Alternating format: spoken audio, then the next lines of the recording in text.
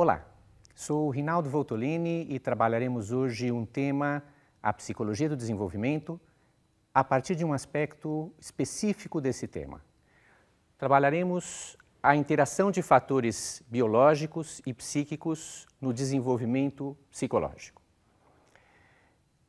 Esse tema é de suma importância nos dias de hoje, quanto mais a gente vê e observa o avanço dos estudos biológicos no que diz respeito às questões relativas ao comportamento humano. Claro que devemos fazer isso com uma certa cautela, porque é preciso tratar de modo diferente dois tipos de determinismo biológico com relação ao humano. Uma coisa é falarmos de um determinismo genético do tipo a cor do cabelo, a transmissão hereditária da cor do cabelo, a transmissão hereditária da cor dos olhos. Outra coisa é tratarmos de hereditariedade e padrão comportamental. Uma forma de começarmos a trabalhar esse assunto é pensando que o cérebro humano é o único dos órgãos do corpo que modifica a sua estrutura a partir da interação com o ambiente. Podemos pensar que os outros órgãos do corpo, como o estômago, o fígado, o pulmão, têm o seu percurso maturativo, ou mesmo a posteriori, seu percurso degenerativo, a partir do avanço da idade, já programados pela estrutura filogenética da espécie. Então, a modificação desses órgãos se dá na interação com o meio, mas a partir de um programa genético pré-estabelecido. Com o cérebro, a coisa se passa de maneira totalmente diferente. O cérebro tem uma estrutura, logo após o nascimento, que vai se modificando a partir da interação e da convivência com o semelhante.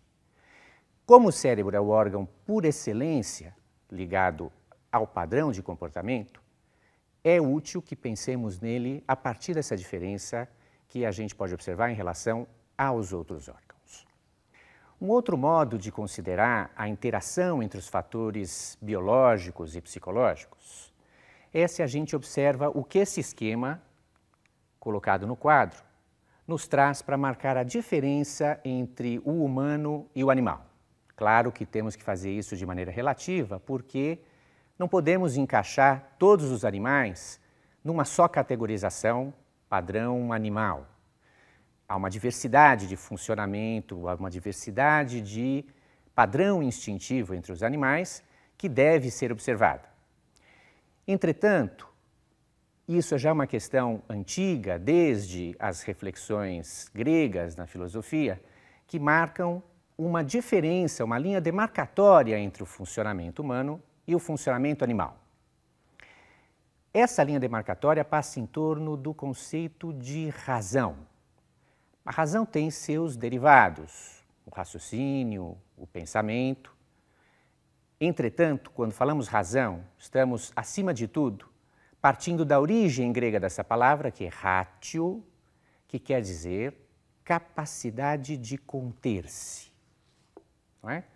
Então, a capacidade de conter-se implica que, em relação à manifestação instintiva, ou seja, o padrão necessidade me move ao objeto que aplaca essa necessidade, entre a necessidade e o objeto que me aplaca a necessidade, eu posso interpor uma barreira.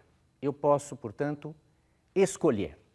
Isso, na origem, para os gregos, era chamado de razão, que é diferente de episteme, que é diferente de logos, que é diferente de doxa, que são outros conceitos gregos que permeiam o mesmo campo, mas que se diferem da razão justamente porque no conceito de razão está em jogo a possibilidade maior de diferença entre o humano e o animal, que consiste nessa possibilidade de pôr um anteparo, pôr uma barreira entre a minha necessidade e a satisfação imediata dela.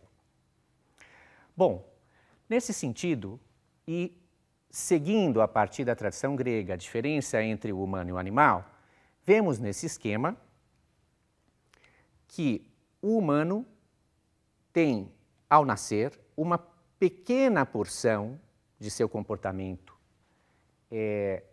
programado ou determinado de maneira inata e uma grande porção do seu comportamento que será adquirido. No animal, encontramos o modelo inverso. Há uma pequena porção que será adquirida e uma grande porção inata. Ao longo de todo o desenvolvimento do conhecimento humano, vimos que essa diferença foi tratada de diferentes formas. Os biólogos chamam essa diferença, do ponto de vista do humano, ou chamam o humano de deficiente instintivo. O que quer dizer que é o deficiente instintivo? Que em comparação com os outros animais, com os outros seres vivos, o humano é aquele que nasce com o repertório instintivo mais precário de todos. Basta, para isso, observarmos o funcionamento de um bebê em comparação com os filhotes de outras espécies. O bebê humano dispõe, ao nascer, de alguns reflexos, que são, inclusive, checados pelo médico para averiguar se todo o desenvolvimento, se toda a maturação fetal foi bem realizada.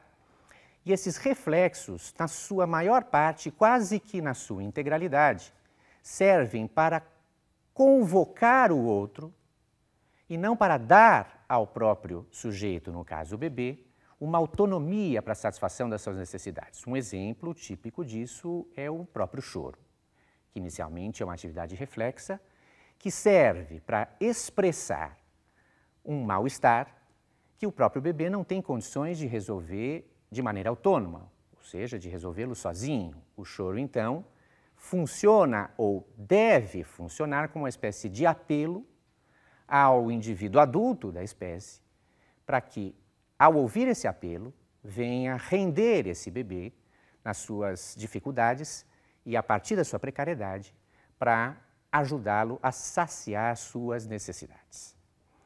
Um outro reflexo também bastante importante que podemos levar em conta para exemplificar essa precariedade, ou isso que os biólogos chamam de deficiência instintiva, é o próprio reflexo de sucção, que, digamos, provê ao bebê ou ao todo filhote da espécie humana a capacidade para, uma vez que colocado pelo outro, próximo ao seio ou próximo à fonte de alimentação, possa exercer sozinho esse gesto de sugar. Porque imagino o que aconteceria se, para ele se alimentar, fosse necessário esperar o tempo da aprendizagem de um mastigar. O reflexo de sucção é um reflexo do qual a espécie humana dota seus indivíduos para que, de saída, ele tenha algum aparato com o qual sobreviver. Se analisarmos comparativamente esse aparato com os dos outros animais, o humano sai com uma desvantagem grande. Acontece que é exatamente isso que faz com que haja uma diferença a favor do ser humano no final. Podemos dizer isso de maneira bem clara. Se no início, em termos comparativos, o homem sai em desvantagem em relação ao comportamento animal, passado pouco tempo, por volta de 6, 8 meses, acontecem algumas transformações, frutos do desenvolvimento psicológico, que farão com que o comportamento, ou o padrão comportamental do ser humano, seja muito superior ao do animal. Isso veremos em seguida. Ainda seguindo o modelo, podemos falar de um outro nome frequentemente usado, também entre biólogos e alguns psicólogos, para diferenciar o padrão comportamental humano e o padrão comportamental animal. É o nome de pré-maturação específica da espécie, né? Ou seja, o ser humano ao nascer é aquele que, também comparativamente com outros animais, levará mais tempo pós-nascimento para completar o seu desenvolvimento. Ou seja, podemos observar algumas coisas. Se compararmos com um bezerro, o tempo que um bezerro demora para ter a posição ortostática, ou seja, poder ficar de pé, é questão de alguns minutos, no máximo horas. O ser humano demora 1 ano. Ou mesmo as transformações pubertárias. a predisposição, os preparativos para a capacidade reprodutiva. No ser humano costuma demorar entre 11 e 13 anos e na maior parte dos animais isso se dá no máximo em 2, 3 anos. Esse tempo maior de maturação, né, faz com que nós, seres humanos, estejamos expostos muito mais, e é isso que demonstra o quadro, ao contato com o outro que poderá gerar na gente, ou melhor, terá em geral como resultante desse contato a soma dos comportamentos adquiridos. Então, como eu dizia agora há pouco, a diferença inicial que nos põe em desvantagem em relação ao animal é a mesma condição para nossa superioridade final, uma vez que a plasticidade e a diversidade dos comportamentos que serão adquiridos nos dá uma capacidade muito maior, muito mais complexa do que a do animal. Bom, podemos ainda observar esse outro esquema que nos fala de uma outra maneira da diferença entre o animal e o humano, como vocês podem observar aqui. E que já nos introduz em cheio no assunto dos determinantes psicológicos, não é? O animal, ou no animal, o organismo define seu psiquismo, não é? Justamente por causa dessa condição instintiva forte com a qual ele nasce, que cede pouco espaço a novas aprendizagens. É por isso que a gente encontra pouca variação comportamental em animais e muita variação comportamental entre os seres humanos.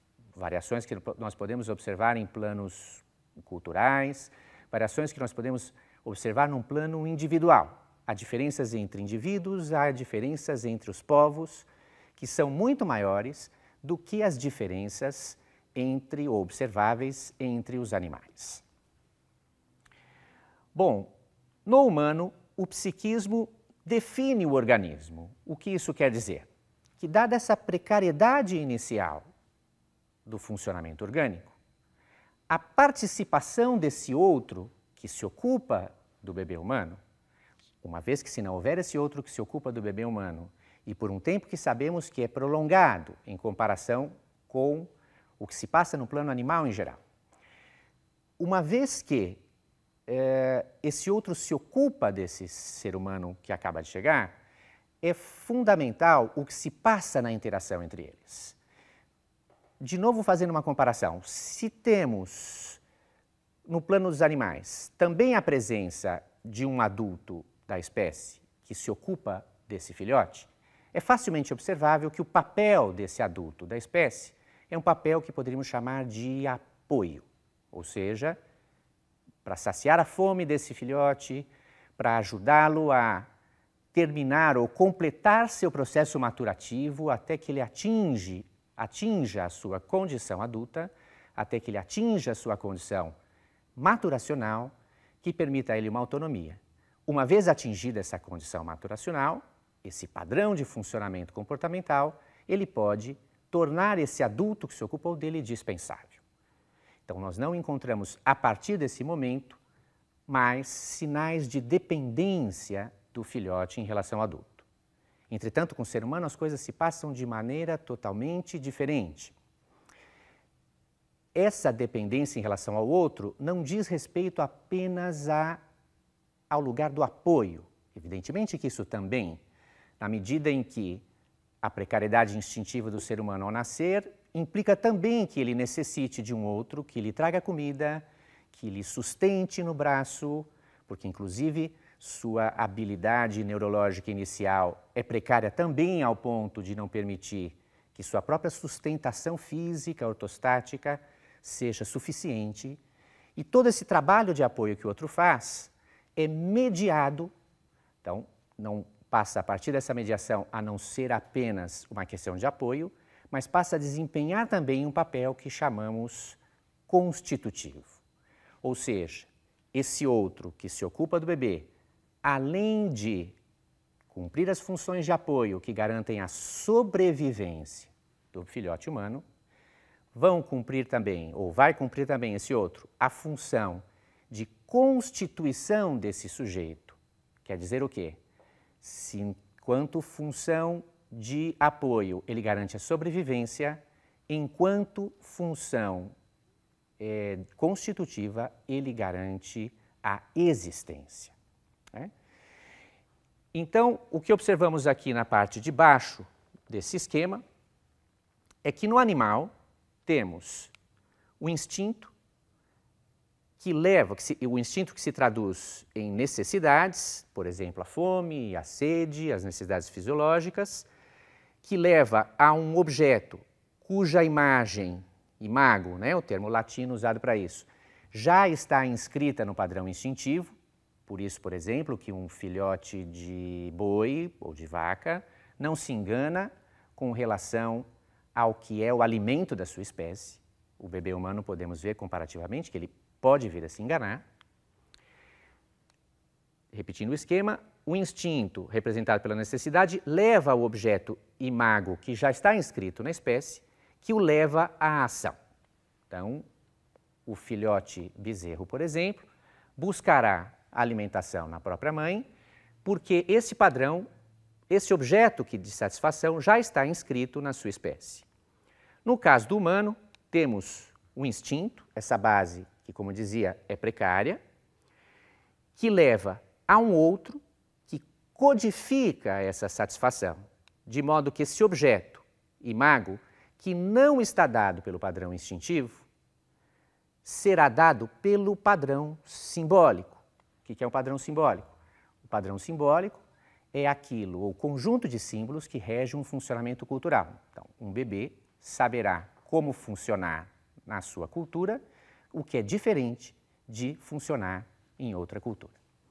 A consequência disso é que temos, diferenciando do funcionamento animal, a ideia de que a estimulação, meio ou veículo para que o desenvolvimento psicológico ocorra, é uma estimulação qualificada, ou seja, ela não vale apenas como um estímulo que leva à repetição de um comportamento já dado pela espécie, senão que é uma estimulação que introduz ou que inocula nesse bebê, filhote humano, um padrão de comportamento ao qual ele se alienará e daí para frente constituirá o seu percurso, constituirá a bagagem de seu comportamento.